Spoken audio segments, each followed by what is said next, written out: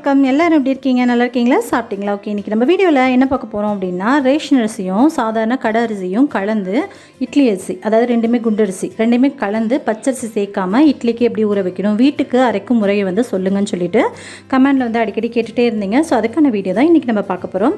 நான் பார்த்தீங்கன்னா ரேஷன் அரிசிலே குண்டரிசி இருக்கும்ல, அதுதான் எடுத்திருக்கேன். இந்த அரிசி எப்படி சூஸ் பண்ணணும் அப்படிங்கிறத நான் ஆல்ரெடி வீடியோவில் சொல்லியிருக்கேன். வாயில் கடிச்சு பார்த்தீங்க அப்படின்னா கொஞ்சம் லப்பர் மாதிரி இருந்துச்சு அப்படின்னா அது நீங்கள் வந்து இட்லிக்கு யூஸ் பண்ண முடியாது.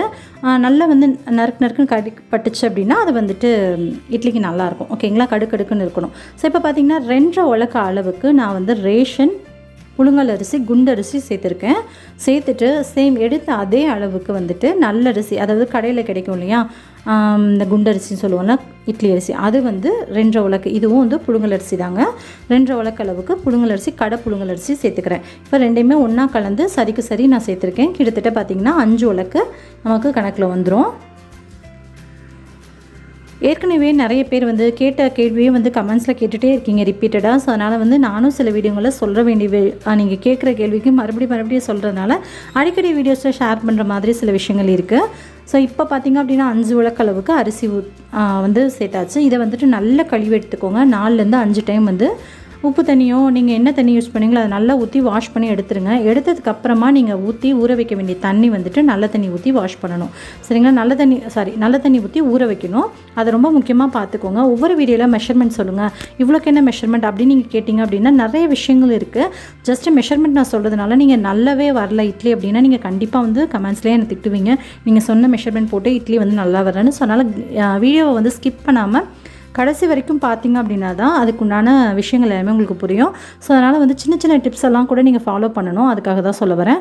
இப்போ பார்த்திங்கன்னா நம்ம அரிசியை கழுவுறப்போ ஃபஸ்ட்டு தண்ணி இது மாதிரி இருக்குது. நல்லா வந்து தண்ணி நல்லா ப்யூராக ஆகிறது வரைக்குமா வெயிட் பண்ணிவிட்டு 4 டைம் 5 டைம் வாஷ் பண்ணிவிட்டு அதுக்கப்புறமா நல்ல தண்ணி சேர்த்துட்டு ஊற வச்சுக்கோங்க. நல்ல தண்ணி சேர்த்து ஊற வைக்கும்போது பார்த்திங்க அப்படின்னா தண்ணி உங்களுக்கு எப்படி இருக்கணும் அப்படின்னு காமிக்கிறேன். தண்ணி இந்த அளவுக்கு தெளிவாக இருக்கணும். ஸோ இந்த அளவுக்கு இருக்கும்போது தான் நம்ம ஊற வைக்கணும். ஊற வச்சதுக்கப்புறமா நம்ம வந்துட்டு ஒரு டைம் தான் நம்ம வாஷ் பண்ண போகிறோம். அதனால தான் இப்போ பார்த்திங்கன்னா நல்லாவே வந்து அரிசி ஊறியாச்சு. பச்சரிசி நம்ம சேர்க்கலை. ஒருவேளை நீங்கள் நெட்டரிசி நீலரிசி சேர்க்குறீங்க அப்படின்னா 5 உலக்குக்கு ஒரு 1/2 உலக்கு அரிசி எக்ஸ்ட்ரா சேர்த்துக்கோங்க. நம்ம பச்சரிசியும் வந்து நீங்கள் நெட்டரிசி சேர்க்குறீங்க அப்படின்னா பச்சரிசி சேர்க்கணும். சரிங்களா, இப்போ வந்துட்டு பார்த்திங்க அப்படின்னா உளுந்து வந்து நான் எவ்வளோ சேர்த்துருக்கேன், 1/2 உலக்குக்கு கொஞ்சம் கூடுதல், அதாவது 3/4 உலக்கு அளவுக்கு உளுந்து சேர்த்துருக்கேன். கூடவே வந்து பார்த்திங்க அப்படின்னா வெந்தயம் வந்து ஒரு ஸ்பூன் அளவுக்கு வெந்தயம் சேர்த்துருக்கேன். சேர்த்துட்டு இதை வந்து ஒரு தடவை வந்து வாஷ் பண்ணி அந்த தண்ணியை வந்து வெளியேற்றிடுங்க.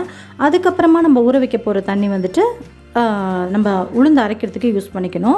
ஸோ இந்த தண்ணியுமே நல்ல தண்ணி ஊற்றி, உளுந்துக்கு மட்டும் உப்பு தண்ணி ஊற்றி வாஷ் பண்ணாதீங்க, மாவு வந்து நல்லாவே காணி வராது. ஸோ அதனால் நல்ல தண்ணி ஊற்றி வாஷ் பண்ணுங்கள். சேம் நல்ல தண்ணி ஊற்றி ஊற வைங்க. அரிசிக்கு வந்துட்டு கழுவுறது உப்பு தண்ணியாக இருந்தாலும் ஊற வைக்கிறது வந்து நல்ல தண்ணியாக இருக்க மாதிரி பார்த்துக்கோங்க.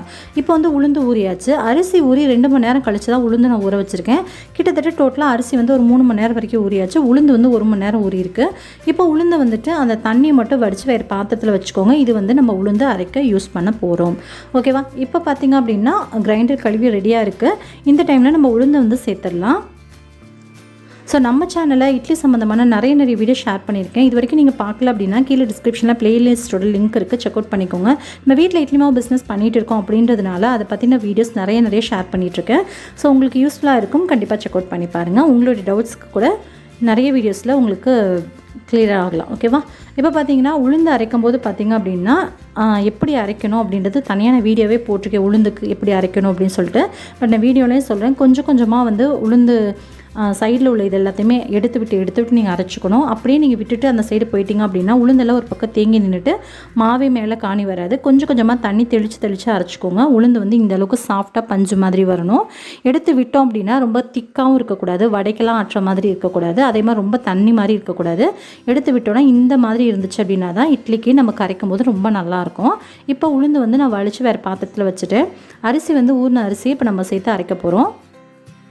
நீங்கள் வந்து பிஸ்னஸ்க்காக அரைக்க போகிற மாவு அப்படின்னா நிறைய அரிசிலாம் அரைக்கிறோம் அப்படிங்கிறப்போ அதோடைய மெஷர்மெண்ட் எல்லாமே மாறுபடும். ஸோ இது வந்து வேறு மாதிரி மாறுபடும். சரிங்களா, அதனால் வீட்டுக்கு அரைக்கிற முறை தான் நான் இன்றைக்கி சொல்லிகிட்ருக்கேன். இப்போ வந்து அரிசியும் அதே மாதிரி தான் கொஞ்சமாக தண்ணி சேர்த்து தேவைக்கேற்ப தண்ணி சேர்த்து அரைச்சி எடுத்துக்கோங்க. நல்லா நைஸாக நான் பேஸ்ட் மாதிரி தான் எப்போவுமே நான் அரைச்சி எடுத்து இட்லி ஊற்றுவேன், ரொம்ப நல்லாயிருக்கும். நீங்கள் வந்து கொஞ்சம் திரியாக அரைப்பீங்க அப்படின்னா இட்லி வந்து எப்படி இருக்குன்னு எனக்கு தெரியல, பட் நான் அது மாதிரி நான் அரைச்சி யூஸ் பண்ணதில்லை. இப்போ மாவு வந்து நல்லா அரைச்சாச்சு. அதையும் நான் வந்து வேறு பாத்திரத்துக்கு மாற்றிட்டு கல்லுப்பு சேர்த்து கலந்துக்க போகிறேன். உப்பு சேர்த்து நீங்கள் கரைக்கும் போது ரொம்ப முக்கியமாக கவனிக்க வேண்டிய விஷயம் பார்த்திங்கன்னா, கை வச்சு தான் நீங்கள் கரைக்கணும், கரண்டி வச்சு கரைக்கக்கூடாது. அதே மாதிரி கைகளை நல்லா உள்ளே விட்டு நல்லாவே வந்து அரிசி மாவும் உளுந்த மாவும் சேர்ந்து ஒன்றுபட வர மாதிரி கரைச்சிக்கோங்க. ஸோ நீங்கள் கரைக்கிறது சரியாக கரைக்கலை அப்படின்னா கூட அரிசி மாவு அடியில் நின்றுக்கும், உளுந்து மேலே நின்றுக்கும். நீங்கள் ஒரு 2 டைம் இட்லி ஊற்றும் போது பார்த்திங்கன்னா ரொம்ப அமுந்தி போன மாதிரி இருக்கும். அதுக்கப்புறம் ஊற்றுற இட்லிலாம் கல் மாதிரி இருக்கும். அதுக்கு காரணம் வந்து நீங்கள் சரியாக கரைக்காமல் இருக்கிறது தான். நீங்கள் நிறைய கமெண்ட்ஸில் கேட்டிருந்த விஷயங்கள் எல்லாமே இப்போ நான் சொல்கிற போது கிளியர் ஆகும் அப்படின்னு நான் நினைக்கிறேன். உங்களுக்கு வேறு ஏதாவது டவுட்ஸ் இருந்துச்சு அப்படின்னாலும் கமெண்ட்டில் கேளுங்க. இல்லை வேறு ஏதாவது இட்லி மாவு சம்மந்தமான வீடியோஸ் ஏதாவது ஷேர் பண்ணாலும் கமெண்ட்டில் சொல்லுங்கள், நான் போடுறேன். இப்போ பார்த்திங்கன்னா மாவு வந்துட்டு நான் கரைச்சிட்டு எல்லா பாத்திரத்துக்கும் மாற்றி எடுத்திருக்கேன். கொஞ்சம் கேப் விட்டு, அதாவது பொங்கி வந்தால் மேலே இருக்க மாதிரி. இப்போ இதில் உள்ள 3 பாத்திரத்தையுமே வந்து நான் ஃப்ரிட்ஜில் ஸ்டோர் பண்ணிட போகிறேன். இது மட்டும்தான் நான் வந்து வெளியே வச்சுக்க போகிறேன். இது எல்லாத்தையுமே க்ளோஸ் பண்ணி வச்சுட்டு நான் ஃப்ரிட்ஜில் ஸ்டோர் பண்ணிட போகிறேன். அன்னைக்கு, அதாவது நாளைக்கு காலைல ஊற்றுறோன்னா முதல் நாள் நைட் நான் வெளியே வச்சுக்குவேன். இல்லை நைட் ஊற்ற போகிறேன் அப்படின்னா காலையில் எடுத்து வெளியே வச்சுக்குவேன். அது மாதிரி தான் எடுத்து யூஸ் பண்ணேன். இதை மட்டும் ஒரு பெரிய போனியில் இருக்கிறது மட்டும் மார்னிங் ஊற்ற போகிறேன். இப்போ பார்த்திங்கன்னா மார்னிங் பார்க்கலாம். ஒரு 8 மணி நேரத்துக்கு அப்புறம் மாவு நல்லாவே புளிச்சு பொங்கி வந்திருக்கு. மாவு அடியில் இருக்கனால அந்தளவுக்கு உங்களுக்கு கிளியராக தெரியல. மற்ற வீடியோங்களெல்லாம் பார்த்திங்க அப்படின்னா தெரியும், நல்லாவே மேலே புஷ்ஷுன்னு மேலே வந்துடும் நிறைய மாவு இருந்துச்சு அப்படின்னா. இப்போ வந்து இந்த மாவை வந்து இட்லி ஊற்றி எடுத்துடலாம். முடிஞ்ச வரைக்கும் இட்லி துணி போட்டு இட்லி ஊற்றுங்க, அதுதான் வந்து பெஸ்ட்டு. எண்ணெய் தடவி ஊற்றுறது வந்து அந்த அளவுக்கு எல்லாத்துலேயுமே நம்ம எண்ணெய் சேர்த்துக்கிறோம். இட்லியில் மட்டும் கொஞ்சம் எண்ணெய் சேர்க்காமல் அவாய்ட் பண்ணிக்கலாம் அப்படின்றதுக்காக. இப்போ நம்ம இட்லிலாம் ஊற்றி எடுத்துகிட்டு பார்க்கலாம். இட்லி வந்துட்டு எப்போவுமே வந்து புது மாவாக நீங்கள் இது மாதிரி அரைச்சிட்டு உடனே ஊற்றுறீங்கன்னா அதிகபட்சம் 5 நிமிஷம் தான் ஆகும் வேகிறதுக்கு. இதே நீங்கள் ஃப்ரிட்ஜில் வச்ச மாவு அப்படின்ற மாதிரி இருந்தீங்க அப்படின்னா கொஞ்சம் ஒரு 2-3 நிமிஷம் சேர்த்தி ஆகும்.